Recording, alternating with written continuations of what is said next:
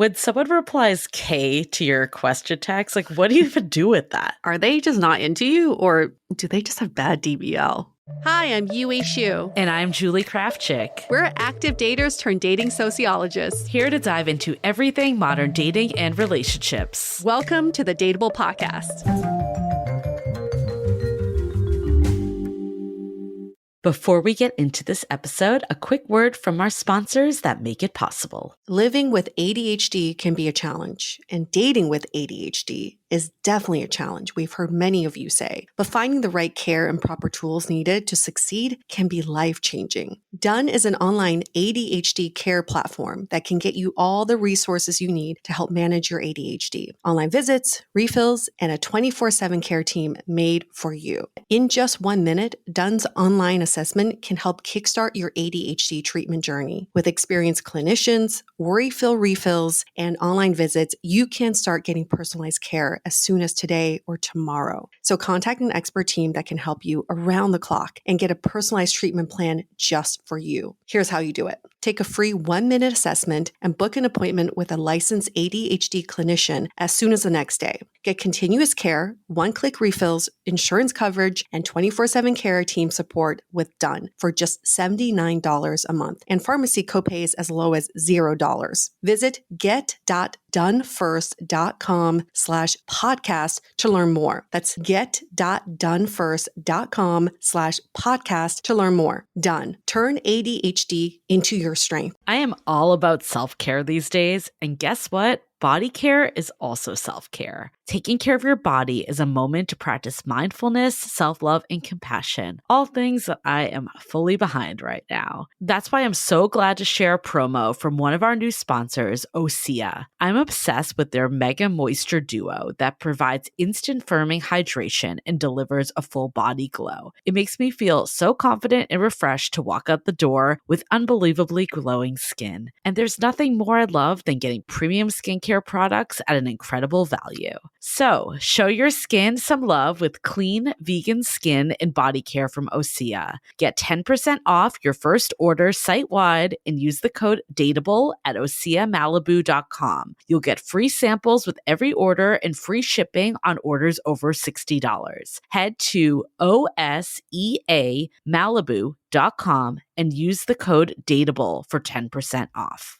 Hello, friends. Welcome back to Dateable. We are talking about digital body language today, DBL. I really like that acronym. Me Sounds too. kind of sexy. Me too. It's a hot topic. I think if you're a dater in today's world, we all overanalyze text messages and emojis, all these like subtle cues on our phones. Like, why is dating so phone based? Like, everything is around your phone. How many times have you gotten screenshots in your group chats? Yeah. Asking you to interpret a text exchange. It's like, why do you think he used that emoji? What do you think this message means? Or what do you think this word means? Or why is it taking this person more than 2 hours to respond? Yeah, I think we can all relate to this, but this is the first time, at least I'm hearing the word digital body language put behind it. And we were fortunate enough to talk to Moe Ari, who is a licensed therapist and Hinge's loving connection expert. And they reached out to us about this topic because they did a whole study about digital body language. And it's, the first time it's ever connected for me. And we want to answer the bigger question is, are there universal signs of DBL that just go across the board? I mean, we think about in body language, if your body's turned towards someone, it means that you're interested in them. If you're making eye contact, it shows interest. Do we have the same universal signals in DBL? Yeah, we're hoping like from this episode that you can learn about your own DBL style. Yue and I certainly did, as you'll hear, but also when you're frustrated or overanalyzing someone else's, what do you need to do in that situation, knowing what you know now about DBL?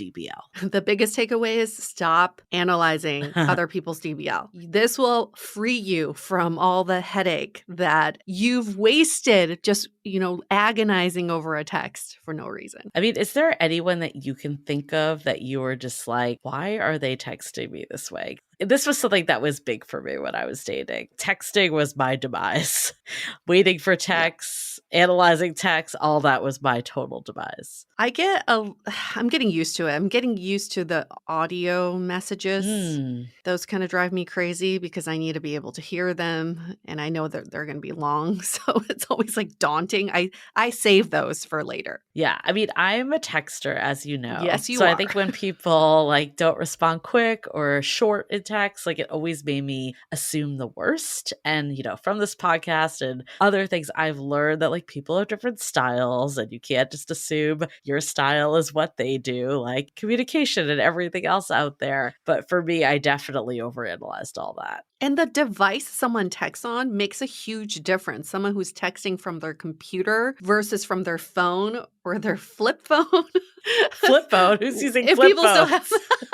people still have those. But that makes a huge difference of the length and the brevity of the Mhm. text messages. I kind of like the idea of being like freed from it a little and like not over analyzing it as much because, you know, I'm thinking about, so I'm actually hitting my 3-year anniversary today Yes, with you my are. partner. And, you know, we Woo! met over COVID times. And I think about this often that I did not analyze the date nearly as much because it was during COVID and all those signs, the signals, the in real life body language, not digital body language, but you know, when someone taps your arm or they like do something subtle to show interest, none of that was there because you like weren't touching people. And it was a little freeing because I wasn't thinking about it. I was just enjoying myself. And I think like we all get so caught up in the signs and signals, whether that's on your phone or in person. There is something nice and liberating about throwing that out for a little. Yeah, and the lack of Yeah. digital communication Yeah. also says a lot, and I know that I've definitely been frustrated by those times of just like the inaction in the digital communication. So there's just so much to this that's on you. You're the one creating these frustrations for yourself. There is something really nice though when someone's digital body language matches yours. Like even with Mm. my current partner, I remember just being like, we're on the same wavelength with texting and how often we text and how quick we respond. And I'm like, this is like the first time in my life that I felt like I had a little bit of a matching style with someone. And not that Mm. that's everything in a relationship. It certainly isn't. I have so many friends that were like, I fell in love with this guy. And then they met in person. They're like, nope, never mind. It was just digital.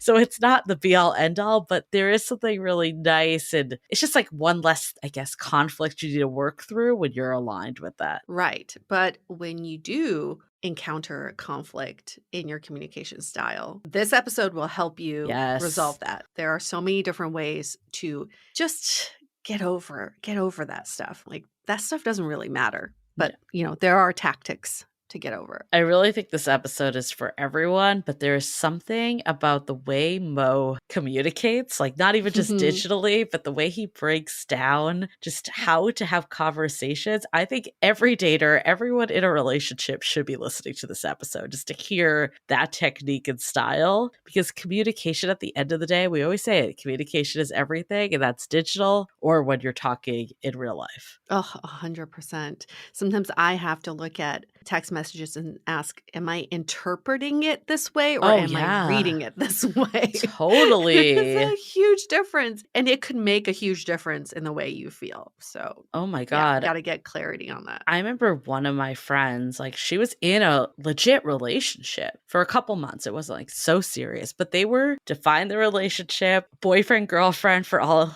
intents and purposes. And they ended up breaking up on like, I think it was like G Chat. Remember G Chat was really big for a while? And at Oh, work, like God. everyone would G Chat each other and they had a fight on G Chat and their relationship ended like right then. They never talked again. They never had a conversation in person. That was the end. It is like digital, like you really can interpret things in certain ways. And, you know, maybe they were just in this situation. I don't fully know, but I guarantee at least having a real conversation, whether that was at a minimum on the phone, but ideally in person, could have at least like, I don't know, given more understanding, I would assume. We've completely abused digital communication Uh-huh. because it's so readily available to us. I still remember the days, I will date myself, of ICQ, waiting for someone to go, What is "Woo-hoo." ICQ? It's the messaging on your computer, and someone can leave you a message and it'll send you like, I think it went woo woo. Like that's the sound. And I remember just being so excited if I got that on my computer because it wasn't instantaneous. You had to leave a message for someone to read. And now we totally abuse it because it's at our fingertips and we feel like we can just talk to someone whenever we want. But it is such a privilege. And so we need to understand how to exercise that privilege. Yeah. I mean, I think the reading between the lines is a big one, but for me, it was the time of the text. That was a huge one that got in my way. Like, I remember with an ex of mine, he just wasn't as much of a texter as I was. And I would get like all like, oh my God, I haven't heard from him about this plan. I know. Like, Yeah. is it off? Is it not happening? And he's just like, day of would be like, oh, so we're meeting at 11, right? Yeah. And to him, it was just like, oh yeah, we made the plan 3 days ago. Of course it's Yeah. happening. But to Yeah. me, I needed like extensive follow-up and like reassurance that the plan was happening. So it was a total disconnect of just how we, communicated and texted in general. So now that we're on this topic of digital communication, how are you two digitally celebrating your 3-year anniversary? Is it like Digitally celebrating hey, it. babe, Oh yeah. happy 3-year anniversary? Is he at work right now? Yes. And I'm okay. This is my also pet peeve. I'm not a babe person. I know you were a babe all right, person. sorry. All right, sorry. Honey, I don't know. I don't want to tell you what my nickname is. It's embarrassing. It's very Oh, so it's only for him. Yes, it's very cheesy. And you've never used it with anybody else? No. I don't like to Wow. reuse names either. Oh. Like it feels, I don't know. My ex always called me sweetheart. That was like his term of endearment. Oh. So I wouldn't want someone else to do that because it would make me think of that. So I like having uniqueness for people. So this nickname, which we will get Julie to tell us, I will not disclose it. My partner would be so angry. I will not disclose it. We can start a poll on Instagram for people to guess. I am very curious. I think it's something like Munchkin or Sugar Pie. At the beginning, we did look it up of just like what are unique ones because we didn't want to do like the everyday one. We had like, okay. Oh, okay. I will reveal. It was intentional. Oh, yeah. I will reveal one that's not as embarrassing, but we had looked at this list of just like what are some unique ones that aren't like babe, baby, like all the basic ones. I know you're a babe they are person. Basic. Yes. They are basic. One of them was my moon. And we're like, there's something about that we kind of like because we both like looking at the moon. It didn't really stick though. I'll admit it didn't really stick. There's something about it that doesn't roll off the tongue as an everyday. Apparently this needs to be its own episode because I have a hard time with this. There are certain unique nicknames I would love to give my man friend, but in public, when I just want to like, yeah, you can't. And I also don't want to say his name in public either because it also sounds formal. I don't know. It's weird. So I just go, babe. But like the times I've tried to use the unique names, he's not responding to them and I never want to use them again. I don't know why. And I don't mean this against you. There's something about babe to me that's so cringy and I just can't ever use it. That totally, to each their own. Exactly. Like it just comes naturally for me and I just replace one with another. I'm like, everybody You're is babe. gonna be babe. You're babe. Yeah. It feels babe. Like forced for me. So yeah, I think it's a personal take. It's not like anything about it. But my moon would be really hard if you were at a grocery store and you're like, my moon.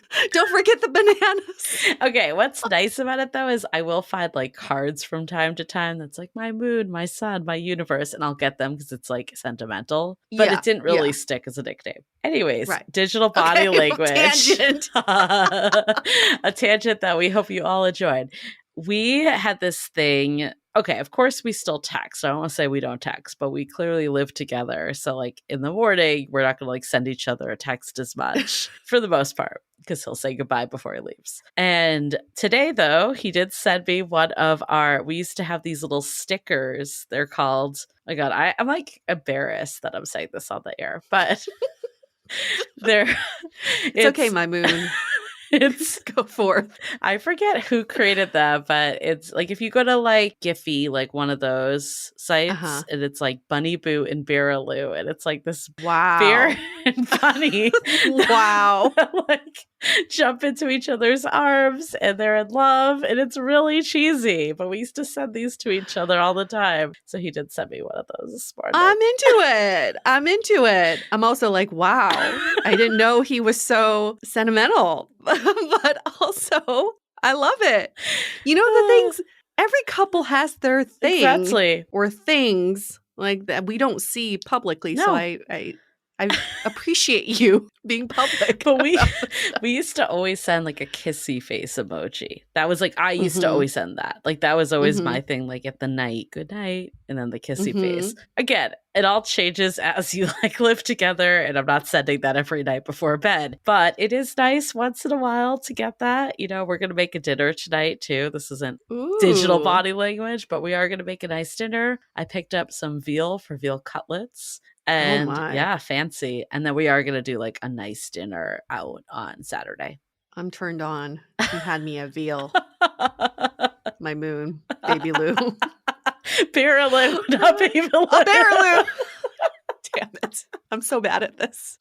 I'm so bad at nicknames. We don't have nicknames for each other. We're going to have to figure it out too. What I do like about all of this, though, whatever you choose, if it's babe, if it's undisclosed nicknames, if it's sending Baraloo texts, whatever it is, I like when it creates like a shared language for the couple that's like your own world that you're in a bit. And there's something about that I think that really did help, especially the early stages of our relationship. I think even just sending that like kissy face emoji at the end of the day, it set up a routine. It set up this like feeling of, you know, something between the two of us, like a, I don't want to say personal joke, it's not a joke, but you know, like something that we share that no one else shared. And I think stuff like that, that's how you build connection. That's how you like bridge it from just this person I went out with to someone that I can have a relationship with. And that totally translates into digital communication. If you share an inside joke or an emoji or something that's just between the two of you, it builds rapport, and then you can always, you know, reminisce back on these shared languages. And like we talk about in this episode, it's not a replacement for communication. That could go real bad if all we were sending was kissy face emojis and nothing else. It's an add-on. That's how I like to view it. I don't know if this couple or not has their own language, but I was at a Lululemon and a girl named Jocelyn came up to me and asked, "Are you Yue from Dateable?" So I just want to give her a shout out. She was with her boyfriend.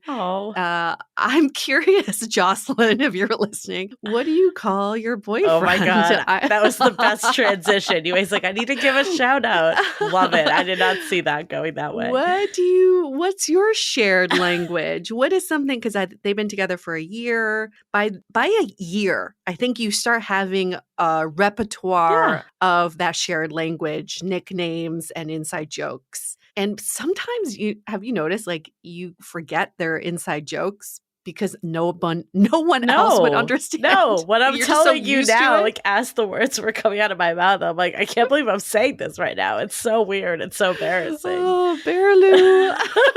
I will send those to you. They are really cute, and you're going to love them. Oh, okay. Maybe I'll start sending them to you, too. You should. One of them's like, I miss you. I'm going to send it to you.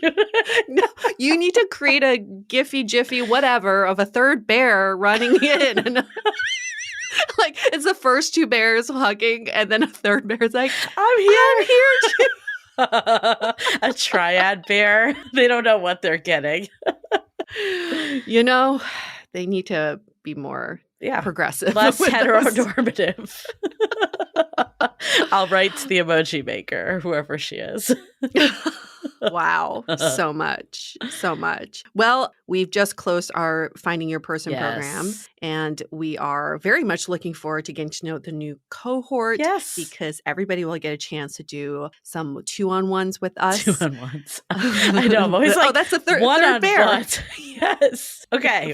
We're making doing the our 3 pairs for the Finding Your Person program.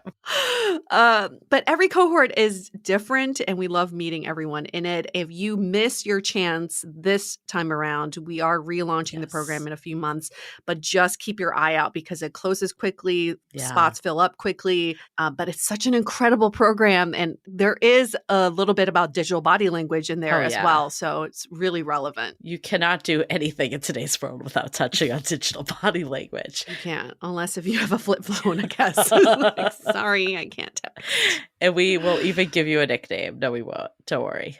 Unless you ask for it. Unless on our 2-on-1, all you want to do is have us come up with a nickname for you, which we're happily to do. You know, it's your time. We should do a poll, though, of like what people call their significant others. I am really curious because I've definitely overheard friends, and it's always a little cringe when you overhear them, no matter what it is they call their partner.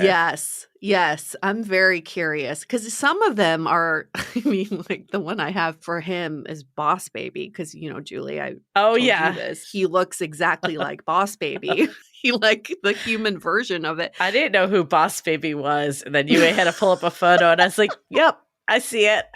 Yeah. Go watch the movie. That's exactly who I'm dating. Is Boss Baby.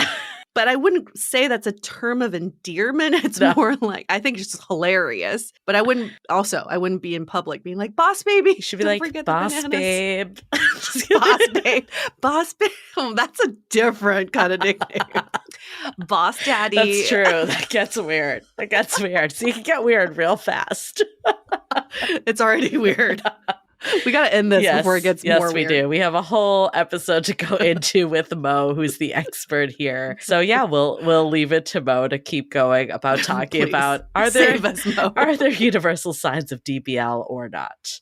Okay, well, before we get into it, at Dateable Podcast, that's where you find us. Remember, if you are an Apple Podcast subscriber, you have lost auto downloads because of changes that Apple made. So make sure to go and favorite our show again, and you can select how often you want to get the downloads. But it's really important because you won't miss anything if you're subscribed. And sometimes we're going to be dropping some funsy ones out of nowhere. So funsy ones. Maybe we'll reveal nicknames. You never know what you're going to get. So I don't know if that's enticing enough, but yes. But subscribe anyways. And also come over to YouTube. We will be running our brunch talks as video podcasts there as well. So make sure to check us out. Okay. Well, before we get into it, let's hear a message from our sponsors. This show is sponsored by BetterHelp. How is your social battery right now? Mine is a little drained just because I feel like it takes so much out of me to socialize during dark winter months. It can be easy to ignore our social battery and spread ourselves thin. Do you know what's the right amount of socializing for you?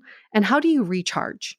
Maybe you thrive around people, or maybe you need some more alone time, like me. Therapy can give you the self-awareness to build a social life that doesn't drain your battery. Personally, therapy has helped me set boundaries around my social calendar so I can maximize my time with people I care about without feeling FOMO. I don't feel like I have to say yes to every invite, but the gatherings I do go to, I show up as my best self. If you're thinking of starting therapy, give BetterHelp a try. It's entirely online, designed to be convenient, flexible, and suited to your schedule. Just fill out a brief questionnaire to get matched with a licensed therapist and switch therapists anytime for no additional charge. Find your social sweet spot with BetterHelp. Visit betterhelp.com/dateable today to get 10% off your first month. That's BetterHelp, HELP.com/DATEABLE. Did you know that an estimated 5 billion plastic hand soap and cleaning bottles are thrown away each year? Yeah, not great for our already struggling environment. That's why I'm so excited to talk about our partner today, Blueland. Blueland is on a mission to eliminate single-use plastic by reinventing cleaning essentials to be better for you and the planet with the same powerful clean you're used to. And the concept is pretty simple. You just fill your reusable bottles with water, drop in the tablets, and wait for them to dissolve. I literally just tried out the laundry tablet, and instead of having to bring my huge container like I normally do down the hall, I just brought the one tablet, and my clothes came out so clean, just as clean as normal. I'm fully on board. It just makes my life easier, and I'm helping the environment. And the best part, Blue Land has a special offer for listeners. Right now, get 15% off your first order by going to blueland.com/dateable.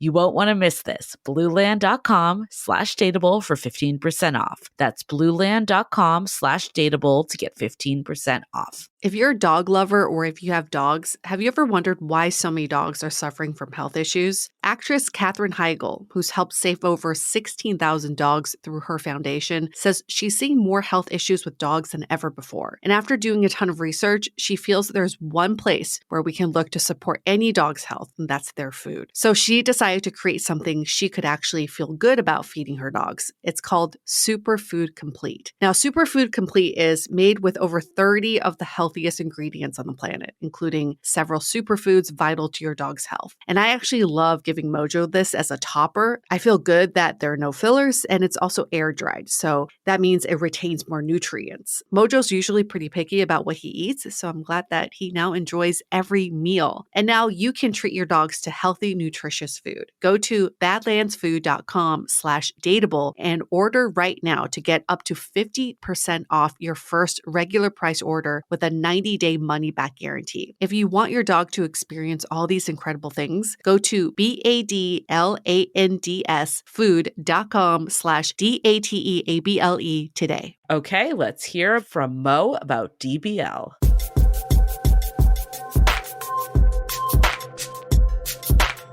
We've all heard of the physical body language. What about your digital body language? Since we've gone so tech in the last few decades, how we present ourselves digitally is just as important as how we do it IRL. So our expert and guest today, Mo, is a licensed marriage and family therapist and Hinge's love and connection expert. Over the past decade, Mo has worked with individuals, couples, and families on their journey to love their authentic selves and establish meaningful connections. They also serve as a diversity and equity consultant and on the board of directors for the It Gets Better Project, a nonprofit organization dedicated to uplifting and connecting LGBTQIA+ youth around the globe. Now, he is in his early 30s, lives in Atlanta, originally from Chicago, married and polyamorous, but also an expert in this topic we're going to talk about, digital body language. How are you, Mo? Thank you so much for having me. I am pretty excited to be here. Yeah, we are so excited. When we saw this topic come through, we're like, this is a must because, yeah, like Yue said, this is the digital age. So how would you define digital body language in your words? So in short, digital body language is all about the virtual cues that we are sending. So when we think about body language in general, those are the nonverbal forms of communication, the emojis you would send in this context, the punctuation you use,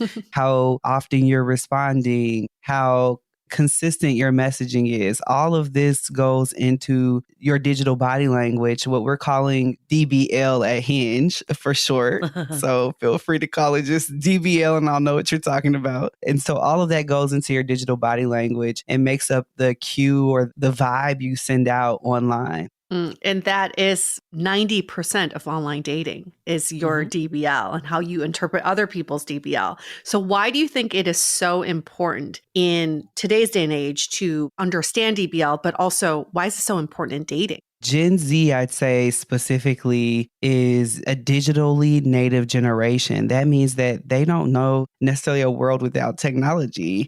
And that has made them even more versatile, very attuned to deciphering digital body language like nobody has ever done before. So I'd say for them and then any generation that follows, this will be really important because we're in such a virtual and technologically advanced time. this is happening for everybody, but I'd say for our digital natives, it's even more important that they understand and have to interpret, because think about like when we moved into the pandemic starting in 2020, people were doing job interviews mostly online. We're doing family group FaceTimes. We're doing all of the things online. And we had to be able to really understand whether or not we're sending very professional vibes on that interview. So we had to be able to understand what kind of vibes we were sending out, whether or not we were being professional. And then when we're thinking about dating and online dating specifically on an app like Hinge, we need to be able to understand whether or not we're letting our dates know that we're interested, letting them know that we want to get to know them better. So, and I would say in a technologically advanced society, digital body language becomes important, but it's also important to note that we don't want to over analyze digital body language. Yeah, and I definitely want to get to that. Like, what's the line of overthinking it? Because I could see that being a thing of like being aware, but also not being too in your head. Yeah. But I guess one question I have, physical body language is already hard to decipher sometimes. And we've been doing that for years at this point.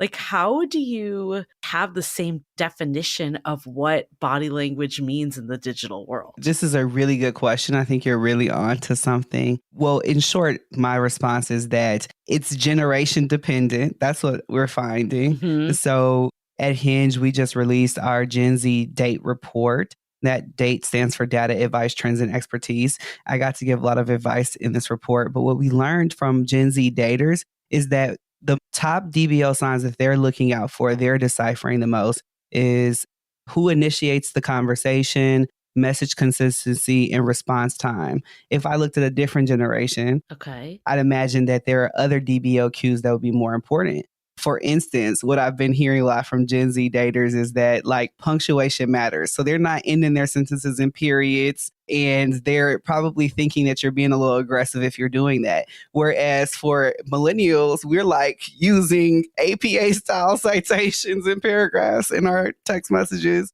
And so I think it's just very different from generation to generation. That's one part of the culture that's determining how you're communicating. I also think that there are other intersections of identity that would determine that as well. So I had a friend once, this just made me think of it, because I think that even millennials too, like even though it's more standard to do like periods and punctuation, there is like a little bit of like, that's not texting etiquette. Yeah. And I remember like my friend, her now husband, he wrote in like full paragraphs, and she thought it was so weird at first, and she thought he was a total weirdo. And then it turned out he was a copywriter. So like that was like native to him. So like, how do you have that happen of like, oh, I'm like reading DBL one way, but like I actually just don't know anything about this person, and that's why I'm interpreting it.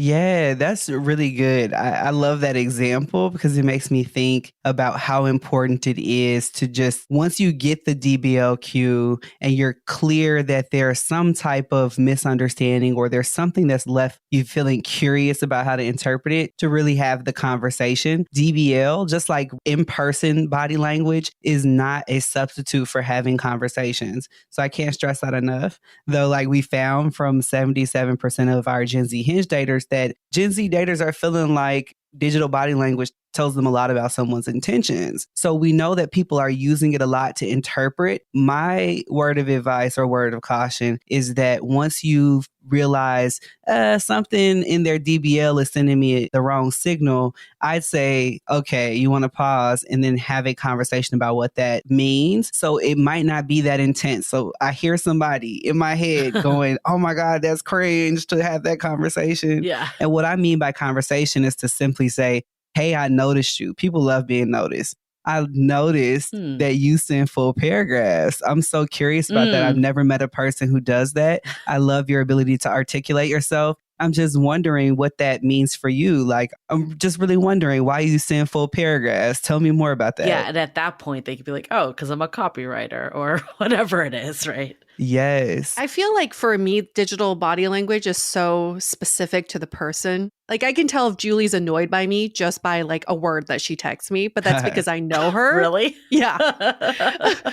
But are there, kind of like universal signs for DBL that we should all be watching out for? Yeah, I love your curiosity and your level of presence. I have to say that you even pick up on these signs. I think ideally that's what we want, is for people to really get to know one another so that you interpret these signals over time. When I think about the possibility of universal signs, my whole thinking about that is that it really depends on so many intersections of identity and culture. I think there are some universal things when I think about humans, though. Like in person, we have smiling. Mhm. Smiling and laughter are kind of universally ways of expressing emotion, I should say.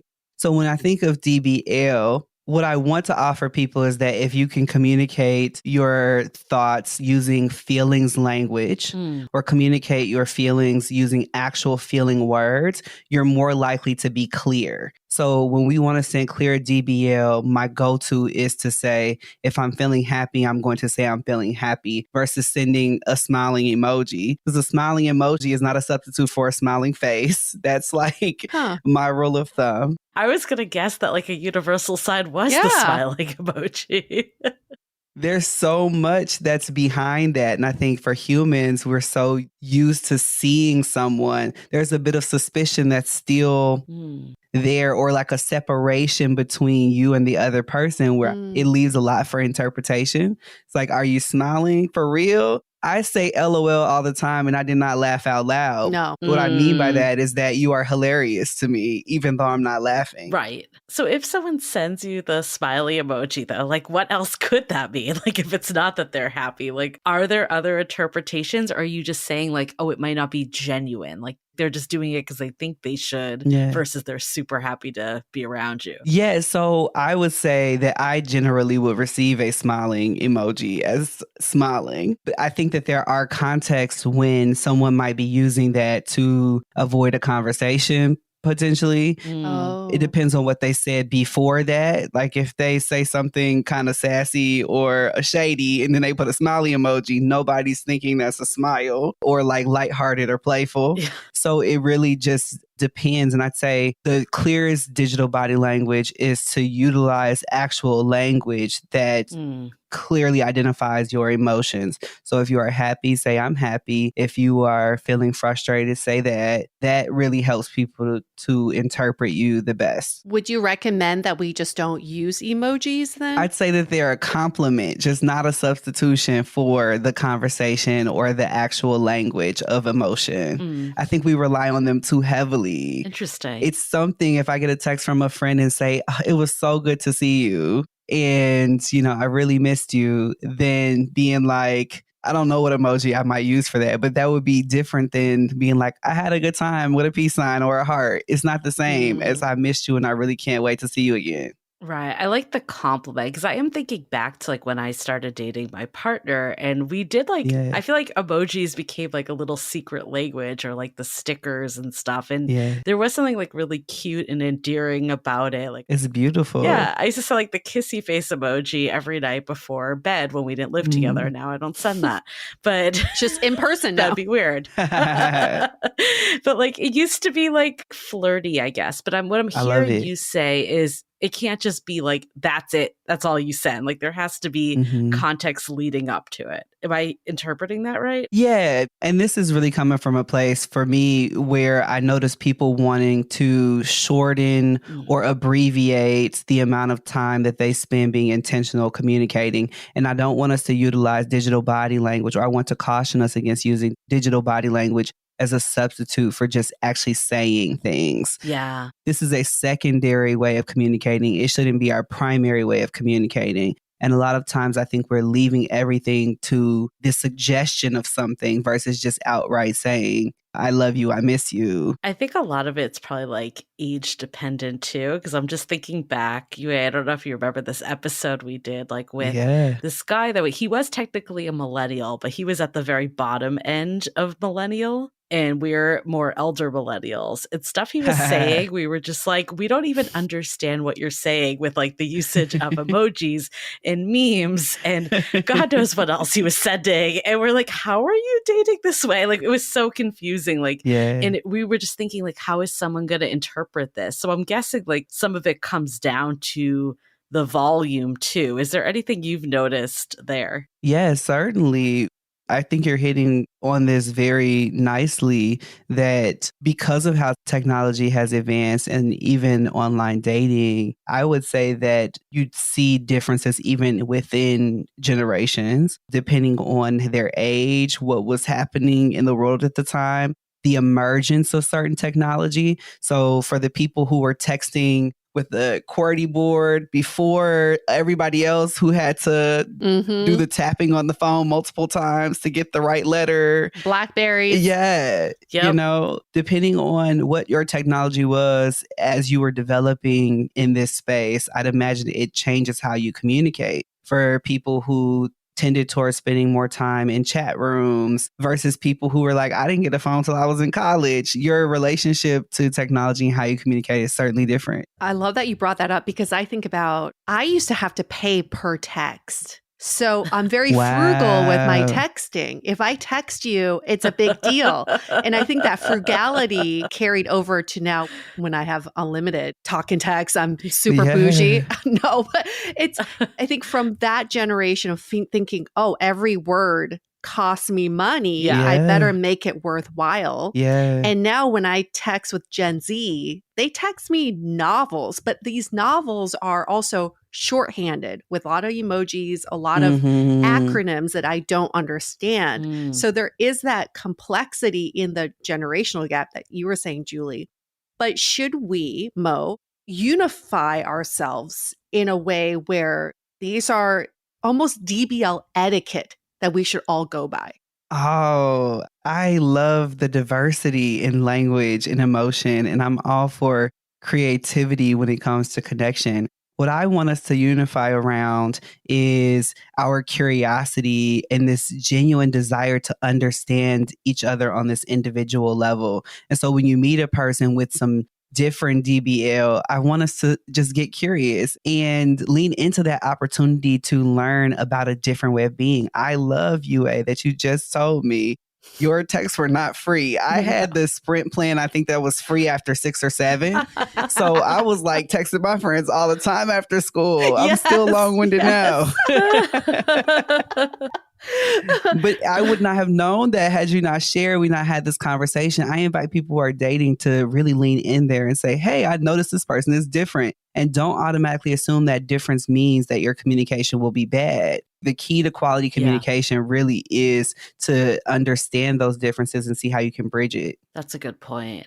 Okay, so we've kind of established like emojis, probably memes too, are the same camp. Like I remember there was this app that UA and I used. It doesn't exist anymore, but when Tinder did group dates, and we used to do these like group dates, but you would get in this like chat with your friends and then a group of other people you were talking to. It would be literally people just sending memes and like no one actually using any words. And that's probably why it doesn't exist today, because nothing ever happened from it. Like It's no just one ever lazy. met up because it didn't like foster any connection.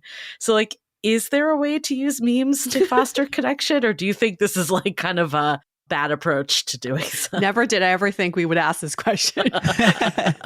I'm an idealist, so I really like to think about a world where we can use all different kinds of ways to connect. And I have to say that there are plenty of people who their love language is probably memes at this point, or like people love to laugh and people are very curious about the ways that other people think. And so when they find someone who has the same sense of humor as them, they feel very seen. So when it comes to dating or connecting with people, I'd say that I'm open personally to any kind of way that people want to connect to me. And that's where I'm kind of encouraging people to go. I think what I'm hearing from you, it can't be just memes. Memes is one way that gives a little humor. But if you do, like, it can't just be emojis only. Like the words have to be there too, in addition. Yeah. And just like I'd say that you can't just message someone online, eventually we want to meet up in person so we can really get to know each other in a different way. I'd say the ways that we communicate is really the goal. There's no one way to do this right. So for people that still want to talk on the phone, don't feel weird because you want to talk on the phone. And most people are different. Feel fine asking for what you want at this point. I think a lot of us kind of tend toward doing what everybody else is doing, like out of fear of being cringe. And we talk a lot about that in the Gen Z Day Report, this fear of being cringe. But if you're a person that wants to talk on the phone like me, let's do it and not feel bad about it. Yeah. And you probably find that other people are open as well. Well, part of this is getting to know someone's communication style, but the communication style Yes. also involves the lack of communication style, the non-communication. So can you talk a little bit about that? How do people interpret the silence between the texts and the delays in responses? This drives people crazy. Yes.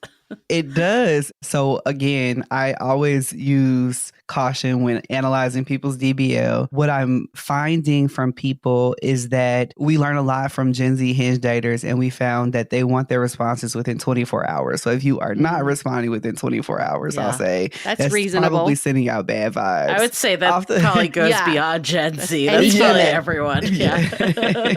Daters are wanting that response quickly. So I'll say that out the gate. I'd caution people though from like over analyzing that. What I think we should do is kind of ask them why the response time is slow, because people can be busy. They have other things going on. Yeah. There's plenty of overstimulation that happens when you're on your computer for work, and then you have to go to this thing in person and you're trying to keep up with dating. And so have grace for people. But the best way to find out why people are doing what they're doing is to really ask them. Just interpreting their DBL is going to leave too much for interpretation. And it's just not a good place to be in when you're over analyzing it. Yeah. You know what's so fascinating? I just had this epiphany as we were talking. I came on this conversation thinking like you were going to tell us like the digital equivalent to the arm touch or like whatever the physical signs are. And what I'm realizing is because we've had these like physical body language, or so many books on like how to interpret body language or what to look for,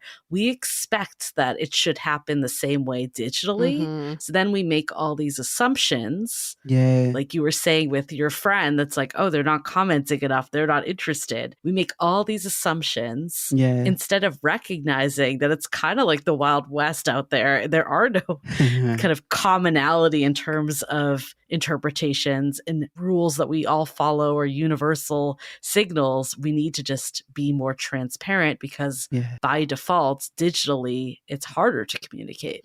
Someone else could tell you we should make these things universal. But as a relationship therapist, working with a lot of people from so many different walks of life, I've seen like interracial couples and LGBTQ plus couples, people really dealing at the intersection of a lot of identity differences. And what is common when miscommunication happens in relationship is that difference ends up being at the center of that. And we're trying to find a way to bridge that difference. And so I wouldn't say I'm necessarily against, but I'm not necessarily for this way of communicating that has to be the same, because we just cannot accomplish that as humans. We're just diverse and creative. There's some beauty in the universal nature of love that I do lean into, but I would say I would personally say we shouldn't lean toward trying to find one way of being as a culture, and we should just embrace the diversity of how we already are. Right. Well, with like message length, I'm assuming is a form of DBL, because I definitely have interpreted that. And I feel like you kind of do this. And I have another friend that does this too. They'll just write like a short response like K. My immediate instinct is like, oh, are they mad at me? And then I have to take a step back and be like,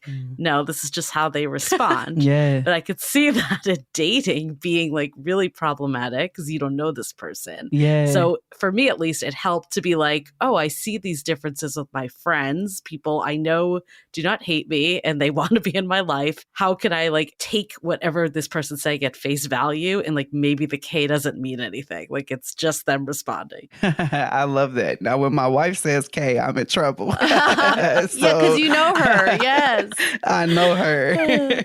I want to dive into this even more, but before we do, let's take a quick break to hear from our partners. This episode is sponsored by 310 Nutrition. Okay, be honest. How good are you at hydrating? I personally have a tracker which constantly reminds me that I am not hydrating enough. But now I rely on 310 Nutrition for everything from water hydrators, which make your water delicious and nutritious, to refreshingly healthy lemonade mixes, and they're all in one shakes. Whatever your personal goals may be, from getting hydrated to healthier habits, 310 Nutrition is satisfying, guilt-free, and a helpful tool to whatever goals you have for your health. And we just got these great products from them as a sponsor of the show. And I was immediately drawn to the lemonade mixes because, one, they have no sugar, and two, how refreshing does this sound? My favorite is the blackberry flavor lemonade, which is such a treat. Right now, 310 is celebrating a new year of goals with the code DATEABLE and giving our listeners 50% off, up to $100 off your first order. With so many sample packs, new products, it's really fun and easy to put together an order or start a subscription on products you know you'll use. Go to 310nutrition.com and use the code DATEABLE right now for 50% up to $100 for your first order. That's 310nutrition.com and use the code DATEABLE.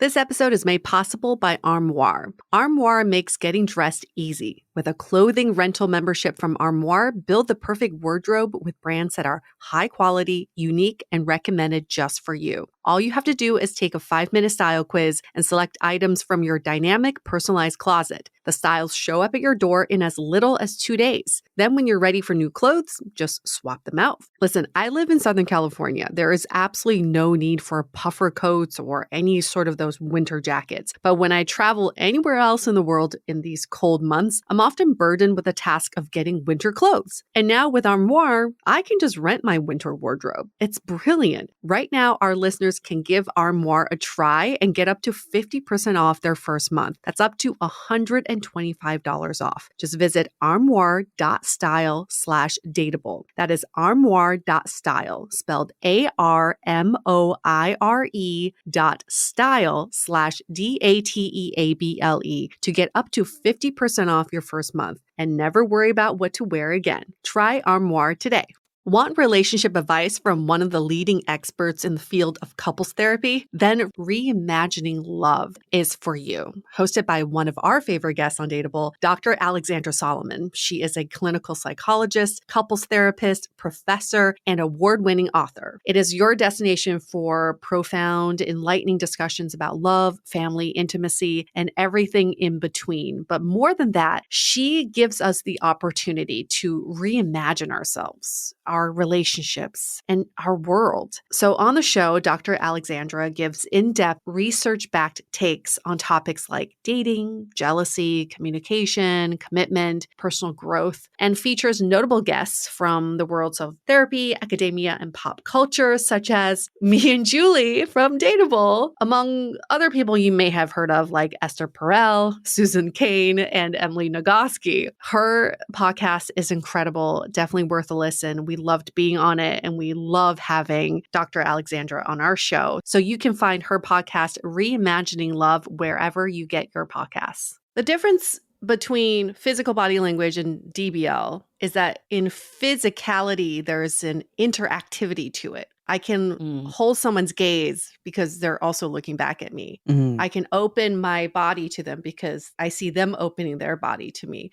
But in DBL, I'm texting to a blank wall and hoping that there is some interactivity back. That's why it's a little harder to interpret. But for you, Mo, there's no universal good DBL. But in physical body language, there are universal ways we can improve our body language. Like when you're walking down the street, take your headphones off and walk with open, broad shoulders to signal that you're open to socializing. Is there an equivalent to DBL where we can all improve our own DBL in some way? Yeah, no, you're absolutely right. Thank you for saying that and clarifying where you're going with that. I get that completely. This idea that there are certainly things that are helpful Even if they're not universal things, there are some things you could do that are not helpful, and there are things that you can do that are helpful. Like Right. I K. totally agree.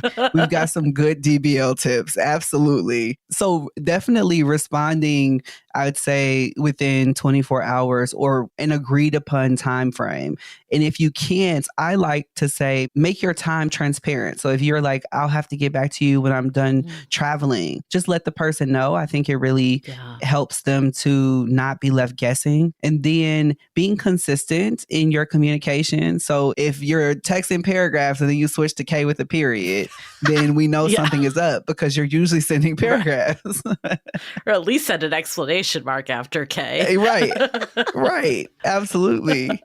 In general, I'd like to say some of the things that we do in person still apply, like asking questions and showing that you're curious. These are just great ways to let them know that you're intentionally interested, and using feelings language or just being expressive, like, hi, you're so funny. I'm finding you so hilarious. I'm enjoying this conversation. All of those kinds of compliments and affirmations go a long way, and they show your interest without you having to say, I am so interested in you. So I like this, like, be more explicit and be more like share what you're thinking. Mm. Is there ever a time that you can be too explicit, like too over the top?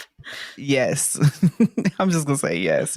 I think the desire to make sure that people like us, understand us, sometimes leads people to oversharing. So sharing things that your relationship is not ready for. So let's say if you just started messaging someone, you're not going to launch into childhood trauma, for instance.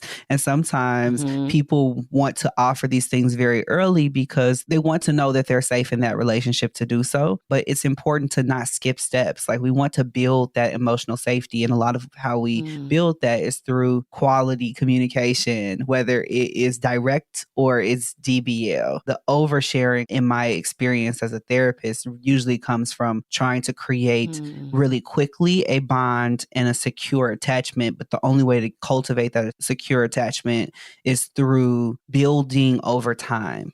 That's interesting because we talk about this a lot on like first dates, but you're saying like you could even do this in digital world and like go into that trauma dumping mode. I've definitely had that, and it feels like someone trapped me into a room just to talk at me. I get this all the time as a therapist. I'm like, within a few messages, I know everybody's like what they're doing for the week and everything that disappointed them during the day. And I'm like, whoa, I just have that energy, I guess.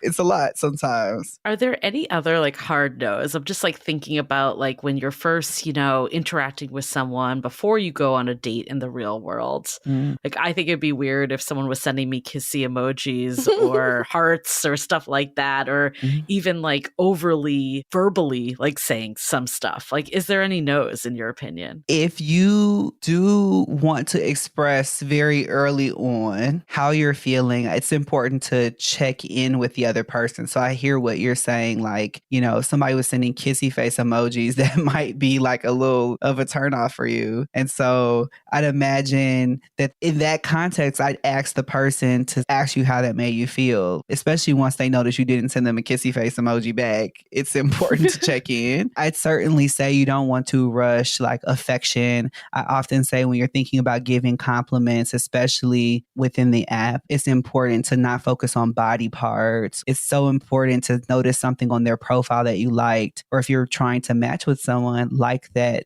part of their profile and then leave a comment specifically on Hinge. That is the best way to connect with someone, sends the best vibe. So totally there are these ways that we could send the wrong signals by trying to force this kind of affection or move too quickly. Yeah. I feel like a hard no is sending a selfie before even meeting up. That'd be weird. I've definitely had that happen. Like, here's me drinking my coffee. Yeah, unprompted. But I guess what I'm learning is like, maybe, Mo, would you be like, why'd you send that? Or like in a nicer way? Your intention? It made me feel uncomfortable. Like, how do you know when to like say something to the person versus cut bait? We hear of like all the time, oh, that gave me the ick. Yeah. Like, I could hear you saying like, oh, they sent me that weird I selfie. blocked him. Ick. Yeah.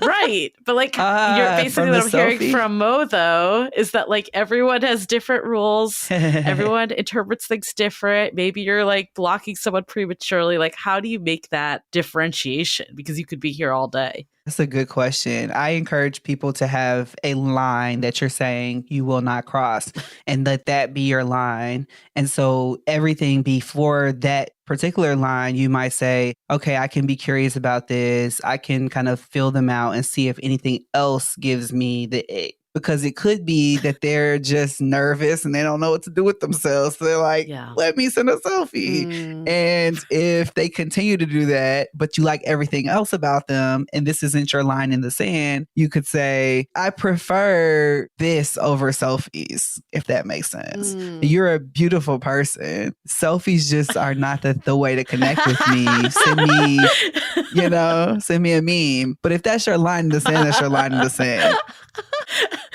So Yue and I have one friend that like she definitely reads a lot in between the lines on digital texting and profiles and all the likes. And a few of the examples she's brought up to me, my take has been like, it just sounds like this person's trying to flirt and like be playful, but it's kind of falling short because it's digital. What advice would you have for someone like that that's kind of trying to see if things are red flags or see if it's a turn off or they're getting the ick or whatever instead of, just not overanalyzing so much? Yeah, like if it's at the point where it's making you uncomfortable in a safety kind of way, that's always my major red flag. That's my line. We know that that's a hard boundary. If you're uncomfortable in like a safety way, this is the line in the sand. We don't want to be crossing that. But if it's like, oh, I just don't know if we connect, I'm not turned on by this person, or this is a turn off, this is person dependent, but I want to encourage people to give the opportunity to that relationship to go out with the person and actually see if you have some chemistry. That doesn't mean go out with everybody, but if there are just a couple of things you're like, I don't know, going out with them is probably the best way to find whether or not there is like potential. And that doesn't mean like excuse everything, because some people you're just not compatible with. So that's why I think when you're dating, you really have to know what your standards are and know what your non-negotiables are so that you already know the boundaries of where you can be flexible. Okay. In her case, like she liked the guy in person, but the DBL was a turnoff. Do you have a conversation? Like, how do you bring that up and say your DBL is not working for me in a nice way? Because you can spin it well. But also, a bigger question with this is, do you think that your DBL should be consistent with your IRL? I find that my DBL is quite different than who I am IRL, just because I don't type as fast. That's another point of it. But this does cause conflict and friction when someone, thinks that you're different. It doesn't have to be the same, and you want the intention to come across similarly. So if you're meeting a person and in person, it seems like you just are so into someone, but then when you're messaging them, you're giving them the vibe that you are just disinterested. Again, you all know I'm going to say have a conversation because I'm hearing you, you've already told us you message much smaller responses, but your genuine like positivity probably shines through. I think when people are getting different signals in person and online, often it's related to like, this person just seems like they're not even making time for me. They're not interested. But when we get together, they're so present and they're so in it. Yeah. So I'd say sometimes that's a good time to switch to talking on the phone or doing something that's a little bit more in real time to really get a sense of whether or not they're intentional about the relationship. So how do you broach that to them? Whether it's like, their mismatched energy or they're saying like the way their humor is coming off is different in person versus digitally. Yeah, when it comes to humor, you could just let them know that you are having a hard time understanding what the jokes mean. You can kind of even put it on yourself. Like, I really want to understand better, because when you say this in this way, sometimes it's like making me think you're making fun of me, or sometimes I'm receiving that as unkind, but I know you're not meaning it in that way. So I'd rather us find a better way to connect. It could be all of that. It could be just that they have dry humor or dark humor. That's not for everybody. So we can just have a conversation for sure. Mm. And then what about the consistency part, or like the showing up the same way? Like, how would you broach that to them? Well, I think to your point earlier, you all might not show up the same way online as you do in person, and that's okay. As long as the way that they're showing up doesn't seem like it's pushing you away. If it's like getting to the point where you're saying, this would stop me from dating you, it's important for them to know. So it's like, when we meet up, it has been beautiful. It makes me really just long for more time with you. And then when we're messaging, I am not quite sure what's happening. It leaves me really wondering what I'm missing. So can you fill me in on that? Has anybody ever said that to you before? No, but that's really good. That's really good because you don't know how you're coming off until someone points it out to you, right? So it's a good way for the other person, at least like in my case, I would take a pause and think, oh gosh, I really have been a little short in text messages. I didn't realize. And I assume like you should have these conversations in person, right? Not digitally. I think you can. Okay.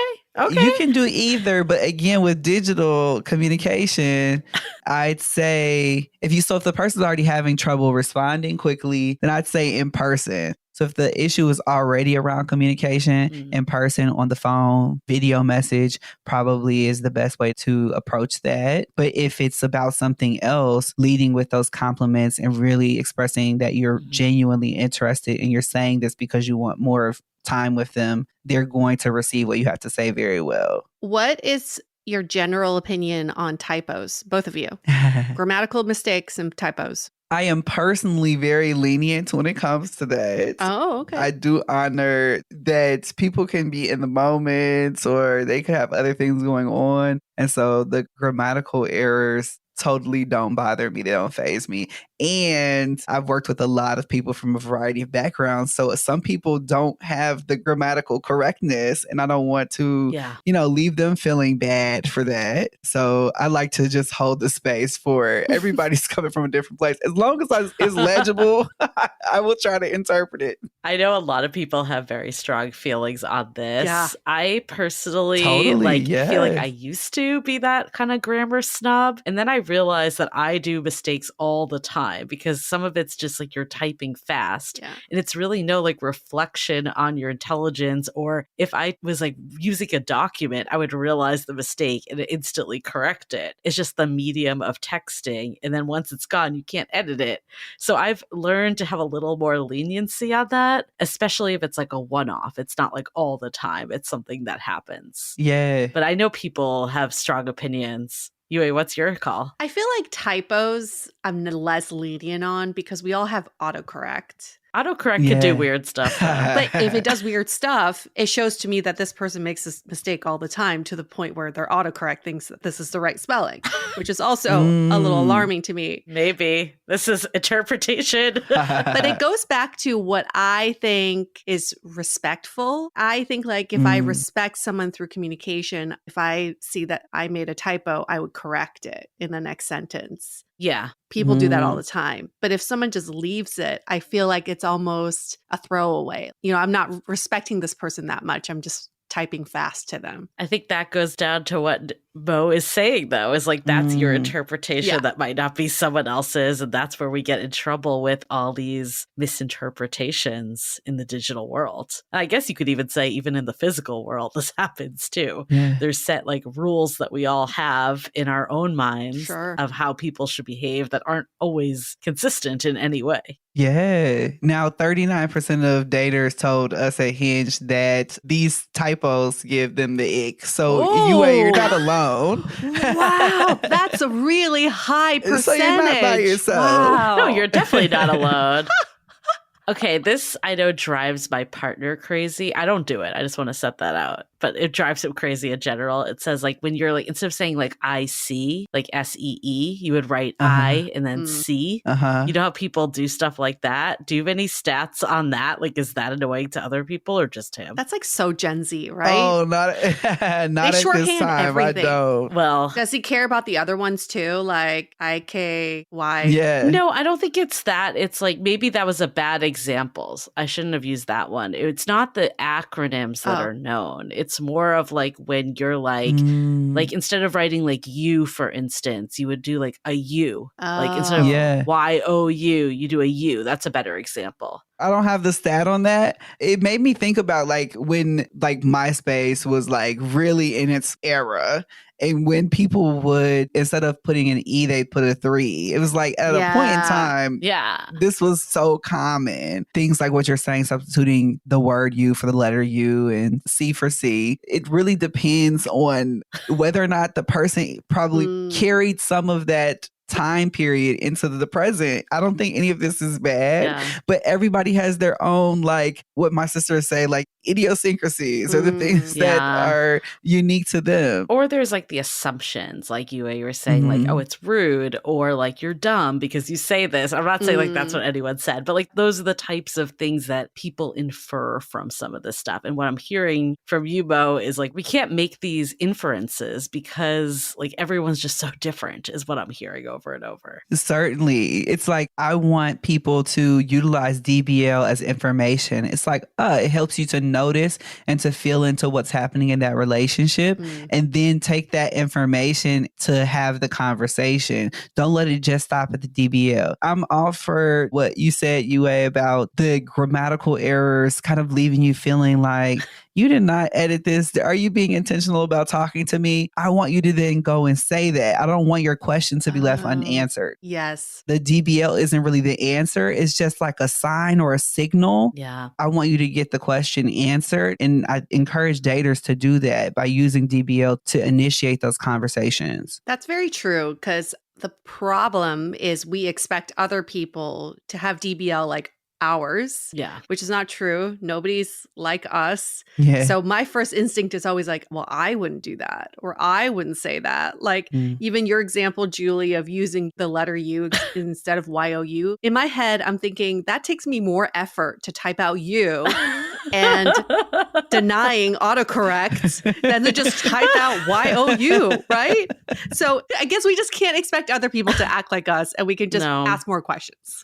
Yeah. So I guess the last question before we go into takeaways is like, how do you find DBL that's authentic to you? Because that's what I'm like learning from this, is we all have our differences and how we do things, how we process, interpret. Like, how do you find that sweet spot for you? Yes. The phrase that's standing out to me is like removing the fear. And what I say that for is because in our Gen Z date report, we found that this worry around rejection was really getting in the way of people connecting with the people that they wanted to date. Not only that, it was causing people to overanalyze DBL and not send messages when they're really wanting to message someone and they really like them. And so a lot of times that can lead us to even interpreting something in a way that is fear-based. So if we remove the fear, then it leaves things a little bit more clear, or a clear path for us to have the conversations and to not overanalyze. It also allows us to remain more open to receiving what the other person has to say about their communication too. So if we've already got things made up in our head, we're not able to receive when someone says, my response times are bad because I just have a lot on my plate, but I really do like you.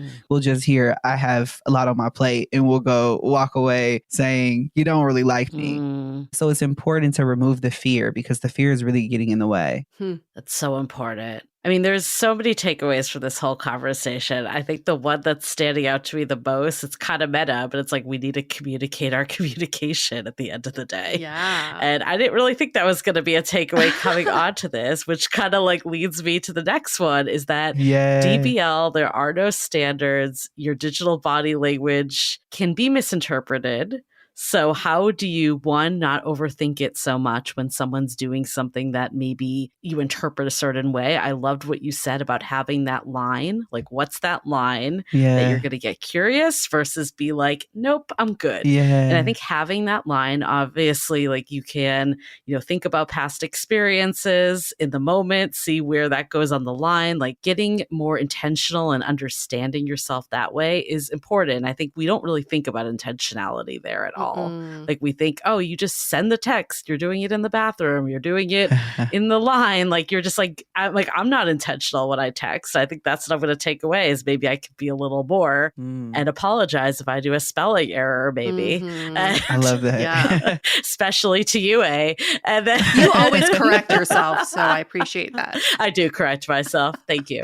I think the other major takeaway is that everyone needs to listen to this episode a couple times and really listen to how Moe frames Yes. things. Mm. Because all the conversations that you had, it was just so lovely and human the way you approached it. You approached everything Aw. when these examples that we were giving in this of like these moments of disconnection, you turn them into a moment of connection. And just the way you framed it of like what you're loving about the connection, like people need to listen to this over and over again because I really think so much of modern dating is misinterpretation. Yeah. And we don't ask like what's going on or we don't share what we want. We think it's too early to share our needs and we'll scare the other person away. Or if they were right for us, they would know that this isn't good. Yeah. That's all we think. But the way you said everything, like every dater could take that back today to any current misinterpretation. And who knows, this could really open something up. Wow. Thank you for saying that. That's very, very beautiful. I received that. Thanks for creating the space for us to even talk about this. When Julie and I were talking about DBL, we are like, oh, this is like a thing that we never put any thought around. And I guess my takeaway is really around the fact that there is an art to DBL that we haven't put words or structure around. There's all kinds of workshops on improving your body language and verbal communication and nonverbal communication. But DBL is not something that we've thought about improving on. Yeah. And I personally think what I'm taking away from this conversation is DBL is not just words. It's like we can use a variety of ways to digitally communicate with someone. It could be a combination of text to emojis to voice messages to videos to links. Yes, absolutely. There's a diverse range of ways we can communicate digitally that we haven't even tapped into.